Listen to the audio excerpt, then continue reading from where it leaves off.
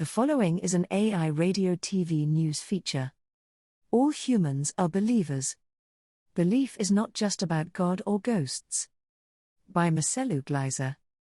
Humans are unique in sharing one very peculiar trait: we believe. The nature of that belief varies a lot these days, when secularism is so prominent. Belief is not just faith in a supernatural God or deity, or in spirits and ghosts. Belief is an essential need for all humans. You believe in your capacity for success when you start a new project. You believe that your team will win the game this time. You believe that your idea is the right one, even though it's still just an idea, an unrealized plan. You are passionate about your beliefs, and this passion fuels your drive to push forward. Without belief, we stagnate. The meaning of supernatural. Even if you are a vocal atheist, you still believe in your creed that there is no God. Given that the absence of evidence is not evidence of absence, to say that the lack of evidence for a supernatural being is enough to rule out its existence in some definitive sense is, well, an act of faith. It is belief in non-belief. Note that a historical critique of the evils of religion, with its wars, massacres, and persecutions, has nothing to do with the nature of belief or the need to believe.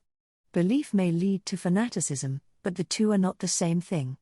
You may believe you are superior to others, silly you, but that does not mean you should act on your belief and attempt to crush your supposed inferiors. It pains me to even write that sentence. When discussing the relationship between science and religion, people often take a polarized position. They take a stance of belief or non-belief. Much grief comes from the insistence that one or the other is wrong or meaningless.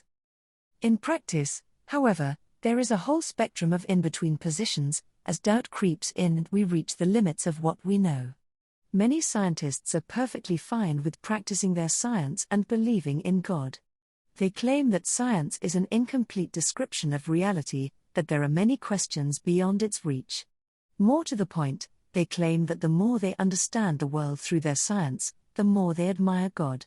To them, science is a form of religious devotion. Many great historical thinkers have shared this position, and many still do. What irks more aggressive secular thinkers is that they consider this in-between approach to be inconsistent with the tenets of science. To these thinkers, nature is material, and matter is organized according to quantitative laws. The goal of science is to uncover these laws. There is nothing else. They claim that this metaphysical position of being both a believer and a scientist, although appealing and apparently conciliatory to many, is fraught with epistemic difficulties. It places the natural and the supernatural in an uneasy coexistence. How could nature be both natural and supernatural? What does supernatural even mean? If I see a ghost in the mirror while I'm shaving, what's going on? One of the problems is that to define something unusual as a supernatural phenomenon seems inconsistent. Any event that has been observed or heard has emitted some kind of electromagnetic radiation or sound waves, and it has physically impacted a detector or your own sensory organs. As such, this supernatural event is very much natural, even if it is deeply mysterious. How science and religion overlap. One can adopt what Stephen Jay Gould called a NOMA approach, short for non-overlapping magisteria. This approach compartmentalizes science and religion into limited spheres of influence, holding that religion begins where science ends. But clearly such a worldview will not carry very far. As science advances, the boundary between the two magisteria keeps shifting, as will any God of the gaps approach. To state that the supernatural has an intangible existence, one that is immeasurable and thus undetectable, places it beyond the scientific discourse and renders the conversation moot. An intangible existence can only be sustained by faith, not by evidence. In reality, religion and science do overlap. They intersect in people's minds, in their life choices, and in the difficult moral challenges society faces. To strictly deny the power of religion in the world, with billions following a diversity of faiths while they seek a sense of identity and purpose in difficult lives, is terribly naive, and frankly, cruel. The difficult question that needs to be asked is why so many people across every culture need to believe. What is religion providing that so many need to embrace?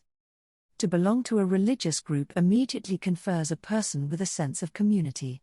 You meet your peers in church, mosque, or temple, and you feel justified in your beliefs as you see that many others share them. This is as true for the religious as it is for secularists.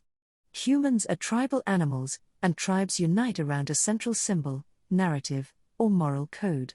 There was an evolutionary advantage to being in a tribe, because power in numbers enhanced your chances of survival. There was a social advantage as well, because within the tribe a person finds legitimacy and a sense of purpose. To many people, belief may justify the allegiance to the group, but it's the sense of community, of shared values, that drives it. The boundaries of science. However, there is another aspect to faith, one that is purely subjective. As William James portrayed in his masterful The Varieties of Religious Experience, there is something unique about the individual at the crux of a true religious experience. This person shares a sense of community with the unknown, with what transcends the confines of our humanity. There is more to the world than what is seen and measurable, and these hidden features are equally important to us. Your whole subconscious life, your impulses, your faiths, your needs, your divinations, have prepared the premises, of which your consciousness now feels the weight of the result, and something in you absolutely knows that that result must be truer than any logic-chopping rationalistic talk, however clever, that may contradict it, James wrote. Even if philosopher George Santayana and others have criticized James for encouraging superstition, one cannot deny the obvious fact that the reach of reason is limited. Science extends its reach into all aspects of the world, but there are boundaries past which it cannot extend. The choice we have is how to deal with what we cannot know. When Einstein invoked his cosmic religious feeling to describe his unorthodox spiritual connection to nature, he was trying to express this elusive feeling of the mysterious, of our human attraction to the unknown. Perhaps surprisingly to many, especially to those who do not understand what drives people into science, the engagement through science with unknown aspects of nature is deeply spiritual. Science is a flirt with the unknown, as is religion. The difference is that science uses tools to expand the domain of the known, while religion is sustained by faith. This is where belief comes in. It fills the space of the unknown so that we can sustain our sense of purpose.